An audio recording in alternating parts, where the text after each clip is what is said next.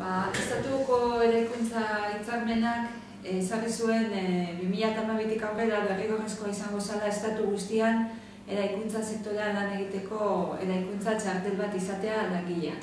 Eta txartel hau estatuko eraikuntzako fundazioak ematen zuen eta fundazio honetan komisione sujete eta patronal ziren parteide nagusiak. Auzitegi Gorenaren epaiak esan duena da ezin dela eskatu txartel hau derrigorrezkoa izatea lan egiteko. Beraz, gure ustez, sententzia honek ondorio politiko garrantzitsuak ditu. Lehena da, txartelaren derrigortasunean montatu duten sistema guztia ilegala dela. Bigarrena da, sententziak esaten du baita ere, estatu mailako hitzarmen batek ezin duela mugatu edo murriztu, erkidego mailan edo probintzia mailako hitzarmenek lan eta segurtasun gaia garatzea eta lantzea.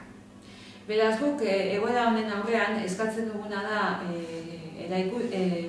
txartelaren derrigortasunean oinarritu duten sistema hau bertan behera uzteko, sistema hau bultzatu duten eta horren ondorioz dirua jaso duten sindikatu, patronal eta administrazioei eskatzen digu bere erantzukizunak hartzeko, eta baita ere eskatzen duguna da diru publikorik ez bideratzeko sistema honen sostengurako.